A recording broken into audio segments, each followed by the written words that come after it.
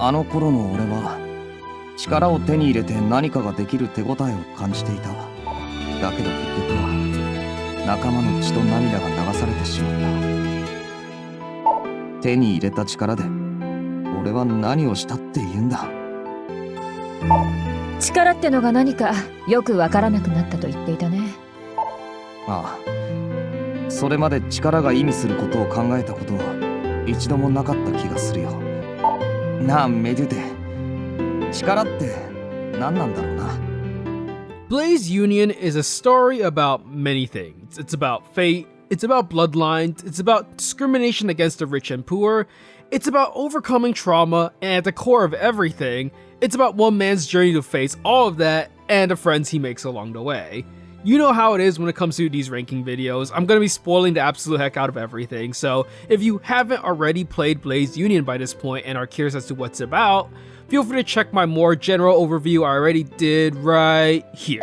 Link in the top right corner and in the description. Think of this as a spoiler add-on to that video. I call it a ranking video, but those who watch my other ones will know that it's more of a deep dive into my thoughts on all the story elements, what I think about the characters, and the different ways the story goes. I will be giving a basic run over before we get into the nitty-gritty of each route, just so we're all on the same page, so you've got time to hop out if what I said sounds interesting at any point. Blaze Union takes place 3 years before the events of Yggdra Union, following the exploits of our main character Garrot, the man who will eventually become the Blazing Emperor Gokasa. In the year 1487, while every other nation was enjoying their golden age, the Bronking Empire was facing the worst crisis in its history.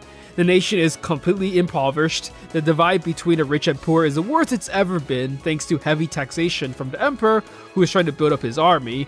Nearly all of the nobility making up the top of the nation is entirely corrupt and not controlled by the emperor in any way. Enter our main character Garrot, a young idealistic man who has grown up with his 2 childhood friends, Siskeya and Genon. Having grown up poor and abused himself, Garrot and his friends form a group of noble thieves, fighting against bandits and protecting his fellow impoverished people. A meeting with the experienced wanderer Medute and the subsequent meeting with the noble Velman will convince Garrot to form the Grand Blaze, a private army under Velman which seeks not just to fight for the people, but to reform the entire nation as a whole and change the world they live in. I think what's most amazing about Blaze Union is that despite knowing what's going to happen, especially considering the fact that this game is a prequel following the story of the main bad guy, that at no point, even all the way till the very end, do I feel like I'm not actively rooting, or at the very least, sympathetic towards the main character Garrot. Nearly anybody playing Blaze Union knows from the very beginning that the true route of the game involves Garrot becoming Gokasa. The vast majority of the game up until the final chapter where the plot diverges is built on establishing Garrot as a character and his friendship with all the comrades who join him. We learn about where his motivations come from, having grown up seeing the country he lived in already rotting, with people constantly under attack from both bandits and the nobility. Garrot decided to take matters into his own hands with his 2 best friends, Siskeya and Genon. He starts out with an idealistic dream, one of making a world without discrimination and unfairness, one where people won't grow up like he did, and one where everyone can be happy, and he slowly tempers that dream throughout the first 5 chapters with the reality he faces and the lessons he learns. As you play through the 5 chapters before the route split, you see that Garrot isn't perfect. He's absolutely full of flaws. From his hot-headed nature, anger problems, to his many underlying issues that come from his horrible childhood and circumstances he grew up in. But in a sense, that's what makes him a hero, that despite everything that has happened to him, despite having been dealt an absolutely awful hand at life, that he still strives to be this good-natured hero that wants to think the best of people. Equally as important to the story are the companions that accompany Garrot in his group Grand Blaze. Rather than explain everything up until the route split, I'll instead focus on talking about each of the characters, which is probably the main thing that players learn about. There are quite a few playable characters throughout the game, however I'll only really focus on the main group of non-optional main characters, as these are the guys who get the most dialogue and are the main people who Garrot bounces off of. We have Siskeya, the mood maker of the group and one of the 2 best friends, and probably the most important person in Garrot's life. Her endless optimism for the future is what really keeps Garrot going and hopeful that perhaps they can change the nation they live in. She obviously likes Garrot quite a bit, something which he is wholly oblivious to. On the other hand, he does know that Genon, their other best friend, likes Siskeya, which has them in a weird love triangle of sorts, although this tends to not actually be a problem. due to what happens in the routes. Genon is the cool-headed strategist of the group, which is good because without him, chances are Garrot would have never made it this far in the first place. Coming from a much more well-off family, he hides this fact in order to hang out with his best buds and acts as the skeptic of the group. Medute is the experienced wanderer who helps set Garrot's journey in motion, as she's the one who criticizes their current actions as noble thieves and pushes them to aim higher, that unless they are in a position of power, they cannot realize the ideals of a better road that they have. It's her words that spur Garrot and his friends to take Velman's offer to become Grand Blaze, and it's her moral philosophy that Garrot internalizes throughout the entire game. Unfortunately, she isn't perfect herself, and many of her own preconceptions leads to what are probably the biggest tragedies in Garrot's life. Aegina is here as well as a mysterious runaway noble alongside her twin sister Luciana. Aegina acts more like a side character for the most part, but depending on whether you enter Route B or not, you can see much more of what's going on with her side of the story, and there she acts as the main character. I'll talk more about her once we actually get to Route B, but for now I'll say that having a whole route dedicated to Aegina is really cool, since Yggdrasil Union clearly makes her out to be pretty important. Learning about her relationship with Yggdrasil and seeing a completely different resolution than the one they had in the other game is entirely worth experiencing on its own. Next up is Nessia. If you've played Yggdrasil Union, you already know that he's essentially the man behind the curtains, the main bad guy who is manipulating everybody in order to cause as many wars as possible to power the Grand Centurio. With all that said, I think Nessia is probably the third most character from Yggdrasil Union that benefits from being a part of this prequel.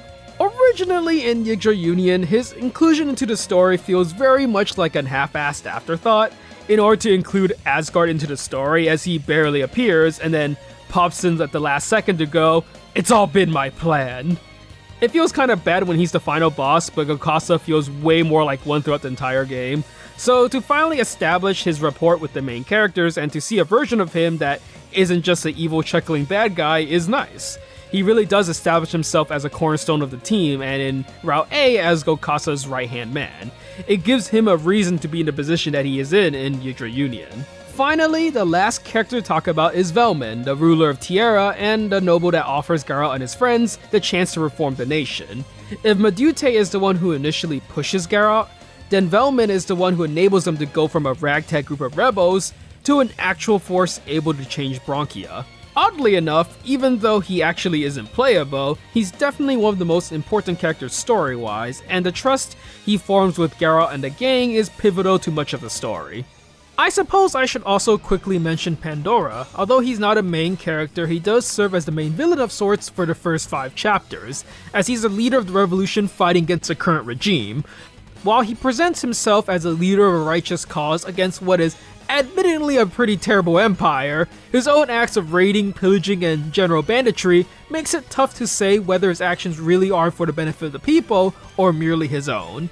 He presents another interesting side to the story of how doing the right thing isn't merely as cut and dry as beating the bad guys, and he also acts as a foil to Garrot of a potential life Garrot could have led had he lost his reasons for fighting. Stopping his relentless burning of many towns is a big cornerstone of establishing the Blaze Union as a force for the people, and his end is what ultimately opens up the path to many different routes in his absence. From that point on, Garrot and the rest of the Blaze Union have to decide of how they want to fix the nation. There are a couple characters I haven't mentioned: Leon the Black Knight, Yudi, Baldus, Slep, Blyfu, Zilva, and Amy among others, so let's quickly go over why I skipped over them here. Yudi, Blyfu, and Slep are all side optional characters, which means while they do pop up every now and then, they aren't actually pivotal to any scene in the plot. Leon does get his fair share of moments, as we do get his arc with Elena and Pandora. That said, he does come in rather late, and mostly acts as Garrot's follower from that point on. Finally, Baldus, Zilva, and Amy's importance comes up in their respective final chapters, so I'll talk about them then. At this point, I'm gonna get into the 3 different final chapters as well as the 4 endings, so if everything I've said about Blaze Union thus far sounds super cool, and you wanna see how it ends yourself, feel free to hop out. For those of you sticking around, let's continue. What I really like about the route system in Blaze Union is that all 3 routes are very distinctive from one another. Of particular note would be Route B, as that one pretty much changes who the main character of the story is, with Aegina taking center stage and Garrot and friends becoming backup.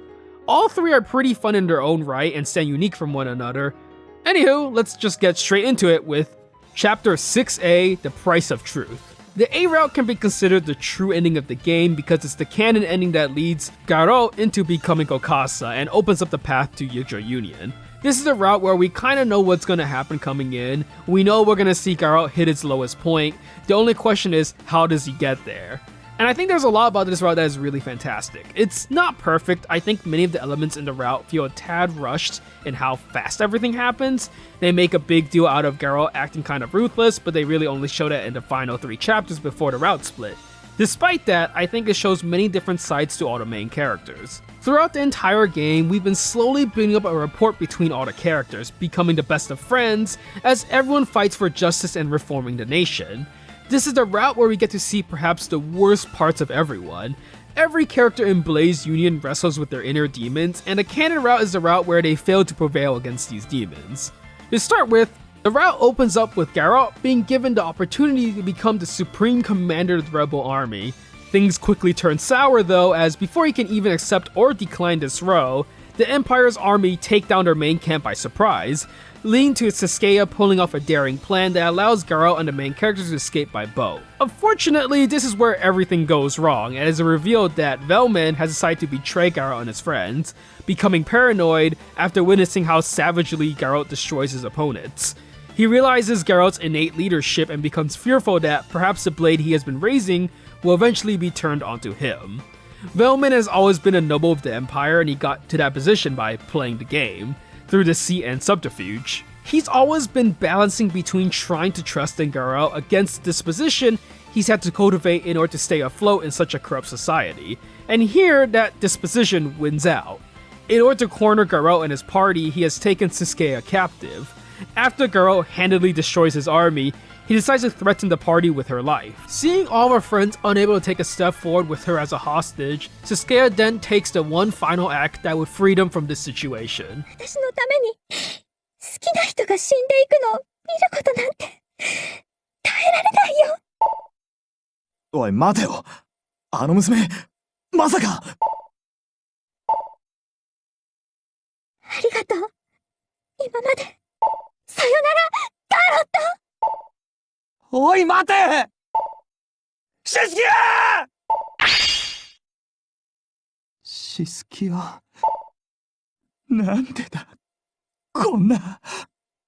This traumatizes Garrot, as this entire time, he's been fighting in order to make a world where this sort of injustice would never occur, thus opening up the Bronga bloodline buried deep within him, allowing Garrot to tear through Velman's army and absolutely obliterate them. After beating him, Velman admits his weakness and hopes that Garrot's resentment towards him can help drive Garrot towards whatever path he wants to take. Sasuke also gets her last goodbye, remarking that she really did like Velman despite everything that has happened. Knowing her time has come to a close, she tells Garrot that she's sorry to have to be the one to go first, but is happy to be able to pass away in his arms like this. いいの。今こうしてくれて結構幸せな気分なの。だからこのままでしばらくいさせて。おい、シスキア、シスキア、シスキアが、シスキアが。Seeing this incredibly depressing moment, Nessia here seizes the opportunity to finally push Garrot into becoming the conqueror he wants for his secret plan, and convinces Garrot into going to Lost Ares in order to unlock his bloodline, saying that this power will allow him to fulfill Sasuke's wishes of a better world. There he meets his mother Beatrine, who has abandoned him when he was young in order to try and find a way to permanently seal the Bronga bloodline. However, considering how little she actually does in every route and how she practically abandoned Garrot to his fate, then when she finally shows up, she also browbeats Garrot into killing her in order to unlock Bronga's power. Yeah, she's a pretty terrible mother. Anywho, after beating her, you learn that Amy, the girl who's been traveling with Garrot, is his half-sister whose true name is Emilio from Yggdrasil Union, obviously, and that Garrot's true name is Gokasa. Killing her also breaks the seal, turning him into a dragon rider, which is ridiculously broken. From that point on, Gokasa marches onto the capital, prevailing against Baldus and convincing him to join his forces, in order to better the Empire. In the meantime, Medute is slowly growing more suspicious that Gokasa is letting his Bronga blood cloud his judgment. Genon, on the other hand, is growing more concerned about the way Garrot has been acting now that he's become Gokasa. And this all comes to a head when, after defeating Emperor Sortier and becoming the new emperor, Medute reveals to Gokasa that she comes from Gil's lineage, a hero of the past who sealed away Bronga a long time ago. She became a wanderer in the first place in order to avoid her bloodline, yet somehow it seems that fate has come full circle regardless. Medute attempts to stop Gokasa, seeing it as her duty to prevent Gokasa from continuing on the path he's on, believing that nothing good will lie at the end of it. Gokasa of course defeats Medute as he's way too powerful by this point, as Medute questions whether what he's doing right now is really what Sasuke would have wanted. Genon attempts to cover for Medute, saying her rebellion was something he plotted, while Nessia attempts to push Gokasa into executing both of them. Gokasa decides to exile them instead, leading to the epilogue as Gokasa reaffirms his drive to change the world for the better at all costs. On the other hand, we see Medute and Genon traveling together as they wonder what direction Gokasa would go, but realizing that they aren't able to stop him anymore. His invasion of Fantasynia takes a mere 3 years, leading to the start of Yggdrasil Union. As I mentioned in the beginning, there are a lot of inner demons that each character fails to conquer that leads to eventually what happens. For Velman, it's the fact that he wasn't ever able to truly trust Garrot and the others, and that suspicion leads him to betray Grand Blaze when they needed him the most. For Garrot, he's always been the self-sacrificing type who prioritizes his comrades above everything else. And while normally that ideal is something to be admired, in Route A we see the opposite end of that, where he takes all the pain of everything that happened onto himself and no one else. We see that in his proclamation where he says that what Velman did was all his fault because he was unable to see the feelings of inadequacy that Velman had. This is what leads Garrot to seeking power at all costs, so that he and he alone could prevent the bad things from happening to his friends once again. It's what leads him to believe that the sacrifices justify the end goal of making a world free of discrimination that Sasuke and everyone else wanted. For Medute, she fails to break free from the shackles of her bloodline. A big part that is revealed about her at the end of every route is that she's from the Gil bloodline, a hero who killed Bronga in ages past, and the reason why she became a traveler in the first place was because she didn't believe in the duties that all of the elders in her tribe tried to impress on her. Although she tries to be a skeptic and tries to learn about the world to prove that traditions aren't everything, once she sees Garrot become Gokasa, she can't get away from the mindset that those of the Demon Dragon's bloodline are doomed to destroy everything, despite Gokasa's efforts to show otherwise. It's what leads her to stand against him at the end of everything, and for them to part ways after the confrontation. Genon also technically leaves, but I think that's more to cover for Medute than anything, as he just doesn't want to see his friends fight against each other. What I find fascinating here is that despite everything that occurs, Gokasa, even here and all the way to the end of Yggdrasil Union, never loses sight of his goal. Despite being corrupted by the Bronga bloodline, and even when Medute does betray him at the end, he still stops Nessia from executing them and lets them go free. In Yggdrasil Union, when he hears about how his comrades have perished one by one to Yggdrasil's army, he does show genuine sadness as the world he's fighting for was one where none of this would have happened in the first place.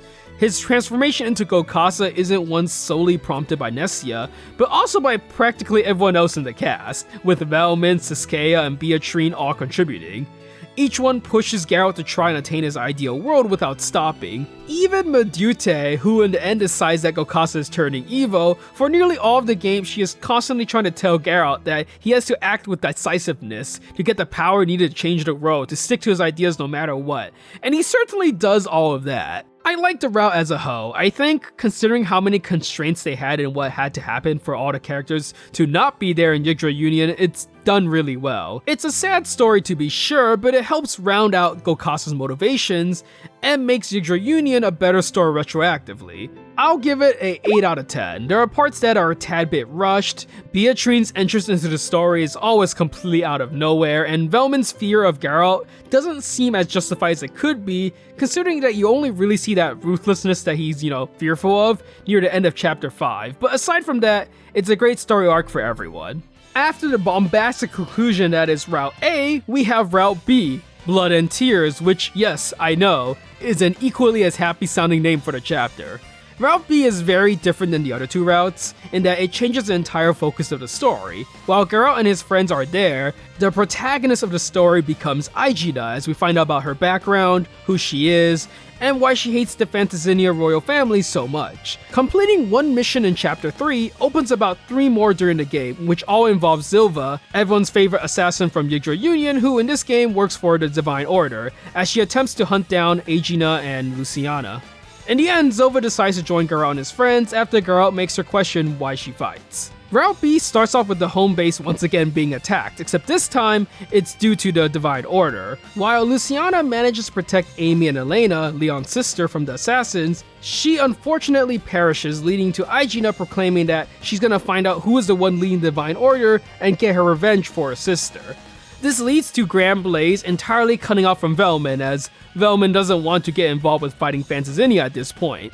Aegina also reveals that she and Luciana are actually Fantasynia royalty. However, ever since they were born, they've been targeted by assassins, which she assumes is most likely due to the rumors about the ominous nature of twins. Aegina attempts to break off from the rest of the group so as to not involve them. However, Garrot stops her, saying that they are friends to the end. 目的は帝国を理不尽のない世界にすることのはずです。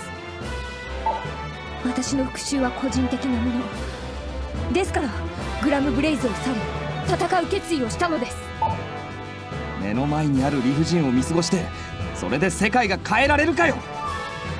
それに俺は仲間を絶対に見捨てない。 While Aegina plays center stage for this route, Amy is also important here as well, as this is the only route she's playable. Seeing Luciana give her life for her, and all her friends fighting, makes her want to be useful as well, as she awakens her Bronga bloodline and joins the fight as the Griffin Rider we all know and love. She also has one of the sickest theme songs in the entire game. This goes pretty swimmingly as everyone compliments how useful Amy is, however at the same time she seems to be a little too into the fighting, hinting at once again how the Bronga bloodline corrupts those who awaken it. After successfully dispatching both Russell the Astral Fencer as well as Baldus who was chasing after them from the Empire side, thanks to Amy's awakening, they reach the capital of Fantasynia and lead a direct siege onto the castle. They get into the throne room surprisingly easily as Aegina confronts her father, King Ordine, wondering why he had abandoned them. そうだ。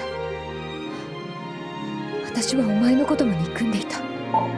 なぜ私たちを捨てた？なぜ守ってくれなかった？古い慣習によって私たちを殺そうとしたのはお前だったのか？何の話だ？知らぬふりか。あざといぞ。もう剣はすでに引き抜かれた。収める必要はない。行くぞオルディ！この私の剣、その身に刻め！ Aegina, having defeated King Ordine, questions as to whether revenge really accomplished anything as she doesn't really feel any better. King Ordine, for his part, is entirely confused, wondering how his daughter Aegina is still alive, as he explains that he was told that both his twin daughters had died at childbirth while he was away. While Aegina isn't really accepting any of this explanation, Garrot manages to calm her down and learn about the true story. This finally leads to the true villain of the scenario, the head of the Divine Order and poster child for Big Fat Evil Pope, Alon Jame, who fatally wounds King Ordine with his assassins. Essentially, everything that has happened regarding Aegina and Luciana was because he thought twins would be a hassle to control, and Yggdrasil is much easier considering she's been pampered from birth to be this kind-hearted noble lady. After finally revealing himself, Aegina and Garrot handedly beat the ever-living stuffing out of him. We get a pretty touching moment here where King Ordine and Aegina make up. While Ordine tries to refuse treatment in order to apologize to Aegina with his life, Garrot snaps back at him saying, what's the point of saying his ignorance is unforgivable or whatever, he's not at fault, and Aegina realizes this already. Yggdrasil appears angry at first seeing King Ordine on the ground, but King Ordine tells her the good news that her sister survived. While it looks like we're on the road to a happy ending, Alon Jame fires off one final blast before he dies as King Ordine blocks attack for his two daughters. どうしてそこまでして？娘たちを守りたかった。それだけなのだ。Before passing away, he imparts to Yggdrasil the importance of being a strong ruler who looks after their people. To Aegina, while it's her decision on what she wishes to do, he prays that she can work together with her sister in bringing prosperity to both the land and herself. Finally, he asks Garrot to look after the both of them, to which Garrot answers, of course you will, they're companions. With that, King Ordine gives his final goodbye. お父様。それにもう一人の娘に寂しい思いをさせたくないからな。ルシエナ姉さんは愛義なよ。仲間を信じ、そして信じられ、生きろ。お父様。さらばだ。私を父と呼ぶ。美しく気高き娘たち。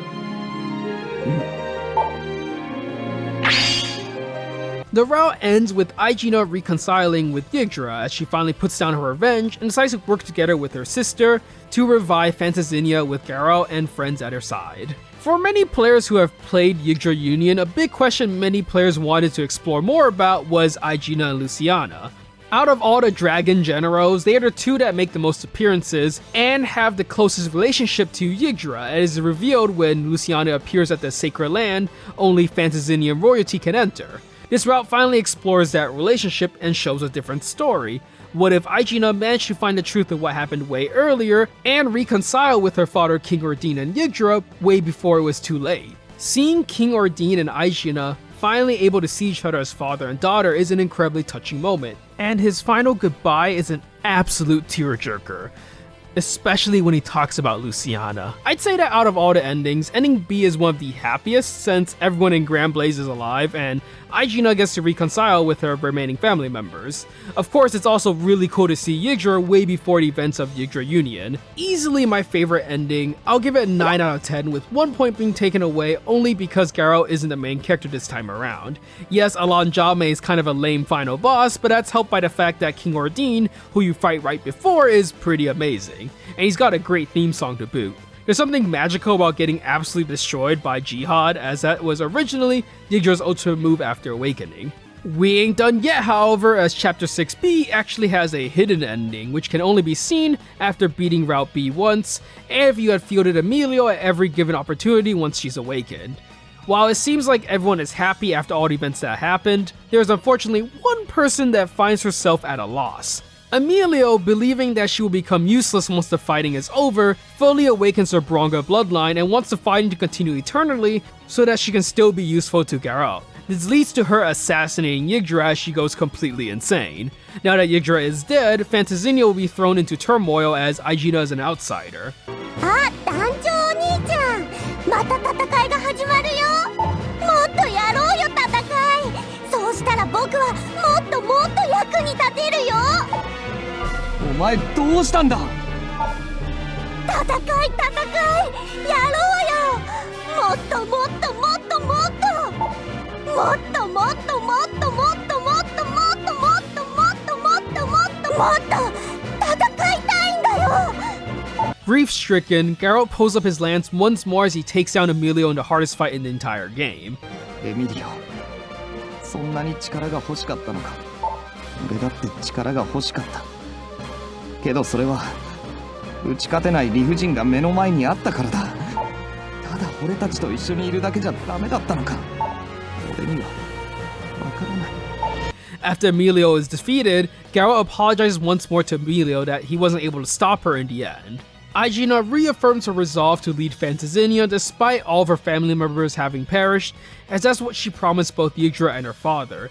Everyone yells out to support one by one, however, Garrot decides to leave everybody to go on a journey with Medute. After everything that has happened, Garrot is emotionally devastated. He has attained power that he thought would lead him to be able to change the world, but instead, it left those he loved in tears and him unable to save those he cared about. The two continue aimlessly onwards as they hope to one day perhaps find the meaning of power and the meaning of the bloodlines they hold. While this ending is only one chapter, hella depressing, and it completely turns one of the happiest endings of the game into a tragedy, I do like what it represents. It has a pretty sick boss fight akin to the final battle with Gokasa in Yggdra Union. It's the only route where Garrot is hit so hard in the feels that he has to take a break from his journey. It's a sad but understandable conclusion for Amelia, whose descent into madness was one that sprung from ultimately good intentions, but one that ended in tragedy nonetheless. She just wanted to be useful to those she cared about, and the fear that once the fighting was over, she'd be useless again, allowed the Bronga bloodline to take over. It also shows the possible future for Garrot, who might face the same fate as the other holder of Bronga's blood. Finally, I think it's the one that fits the ending theme of the game the most, the meaning this power held. As Garrot and Medute walk off into the sunset, I'll give it a 8 out of 10. It might have been higher if it wasn't just an extra ending for Route B, but I still really enjoyed it nonetheless. Finally, we reach the last route, Chapter 6C, to live in this world. For those who are a bit tired after the doom and gloom of all the previous routes, we have Route C. In this one, Velman finds about how Emperor Sortier is actually sick due to his contract with Bronga that every emperor has had. At the rate things were going, if the emperor died as he is currently without an heir, then the empire would fall into chaos. In order to prevent this and raise their standing in the empire, they decided to treat him with the help of Beatrine, a researcher of the demon dragon and Garrot's mother, although that is never disclosed in this route. Sarika makes a return here as well, who I have not mentioned a single time because she is just a small-time villain who appears to annoy Garrot and his friends. She gets talked down by Beatrine into giving up on her revenge and vanishes from the plot. While Beatrine is starting the operation to help Emperor Sortier, Pandora appears as well for one final stand. Even though he normally acts like a coward, this time around he makes a final stand where everyone compliments him on the guts he's showing. Meanwhile, Beatrine completes the operation on Emperor Sortier with Nessia's help, collapsing afterwards. A few days after the operation is over, Beatrine corners Nessia on what he was doing during the time she collapsed. This is where Nessia finally reveals his true intentions, that he was content to play along with the main characters, but now that they are actively going against his plans, he's decided that enough is enough, and has switched from trying to manipulate Garrot into trying to manipulate Emperor Sortier instead. After fighting off his undead soldiers, Garrot and the rest of Grand Blaze race to stop Emperor Sortier from killing King Ordine of Fantasynia and starting a brand new war. They learn all of this from Lapis, who has been fired, which is how you know Emperor Sortier is being manipulated because those two might as well be madly in love with each other. Anyways, while Garrot and the rest of the army are attacking from the front, Siskeia and Genos sneak in from the back and manage to make it just in time to prevent King Ordine's assassination. Things turn sour quickly, however, as Genos breaks the bridge to prevent the assassins from chasing after a wounded King Ordine, and makes one last stand before being fatally wounded and falling into the river. Garrot and friends meanwhile manage to take down Emperor Sortier, who finally regains his sense of self and aids them in taking down Nessia. Nessia, after being cornered by all sides, is killed once more, as Garrot, Velman, King Ordine, and Emperor Sortier decide that the only way to stop Nessia for good is to seal away the Grand Centurio permanently. In order for King Ordine to accept these terms, Emperor Sortier has decided to step down and make Velman the new Prime Minister, thereby ending the Bronga curse on the Bronchian Empire forever. En route to the sealing area, while Garrot and Siskeia are sad about Genos'S sacrifice, they run into him. However, at this point he's already died and is being controlled by Nessia. As every ending has to have something sad happen in each one, Garrot and Siskeia take down Genos, finally setting his soul free, as he shares one last goodbye with everybody. Regardless of how many goodbyes we've seen up until this point, I do like Genos's final scene. It really showcases both his conflicted emotions regarding his love for Siskeia, but also just how much of a bro he really is.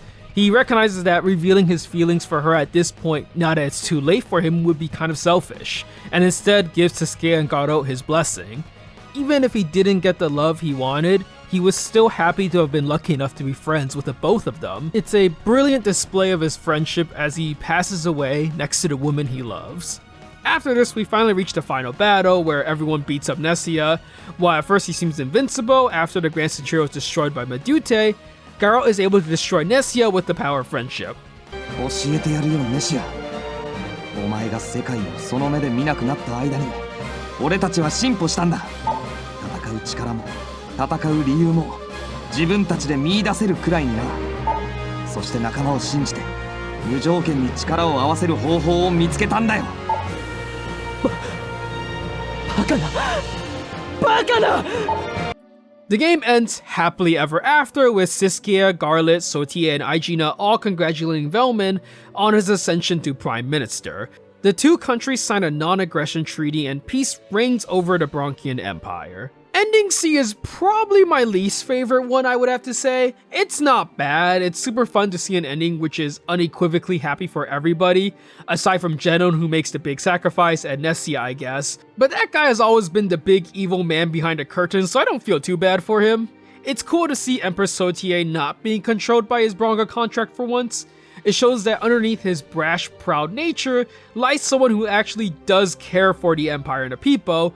He's just really bad at it and wasn't able to control his Bronga impulses. Taking down the actual main bad guy Nessia so that the events of Yggdrasil Union never have to happen is an ideal situation that a lot of players were probably hoping for. Velmin actually teaming up with the main characters is great to see as well, especially after the events of Route A. At the same time, Beatrine appears and is just kind of there. You would think this is the one time where Garrot gets to finally reconcile with his mother who abandoned him, but nope. Feels like a lot of characters don't really get to play much of a role either. And to be completely frank, Nessia is a pretty terrible final boss with a mediocre theme song, which is kind of a letdown. It's still not a bad ending by any means. Seeing everyone happy feels really good after everything we've seen in Route A and B. I kinda wished Velmin in general would have been playable in this route, since it would provide a great contrast against the Velmin who wasn't able to trust in Garrot and his friends. For me, I give this route a 7 out of 10. It gets a ton of bonus points for making me enjoy seeing Emperor Sotia and his badass theme song, as opposed to Emperor Sotia in Route A, as Gokasa at that point feels like he dominates him way too hard.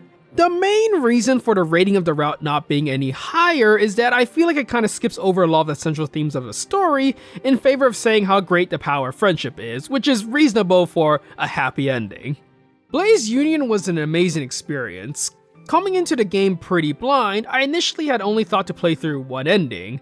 I want to see Garrot and his friends have a happy time and then call it an evening. What I didn't expect was how engrossed I would become in seeing how every step of his journey ended. I was surprised how enjoyable I found all of the endings, both happy and sad. Compared to many of the other games in the Dept Heaven franchise, I felt like the characters were really fleshed out, both full of heroic qualities but also flaws as well. And watching the different ways they wrestle with those issues was what made Blaze Union such an enjoyable game. I knew in Route A that Garrot was always going to run into the tragedy that transforms him into Gokasa. What I didn't know was how much I would still sympathize with him even after his transformation. The fact that he still stuck to the resolutions he had despite everything that has happened is commendable in of itself. It was also a great time seeing Aegina's story in Route B with a cameo appearance from Yggdrasil, and a happy ending in Route C. From a story perspective, Blaze Union is easily my favorite one out of the entire Dept Heaven franchise. If you have anything you'd like to share about how much you enjoyed Blaze Union, or how you would have rated each of the routes, feel free to do so in the comments below. All the supportive stuff is in the same place as always, like, subscribe, notifications, and chances are, I think this is going to be the last game I talk about for Dept Heaven. I played a tiny bit of Yggdrasil Unison, and honestly, I found the gameplay to be incredibly boring. I also tried Glory Union, but I can't say that the characters really grabbed me in any way from the first hour, so I doubt I'll tackle either one of them anytime soon. Anyhow, that'll be it for this one. I'll see you later. Till next time.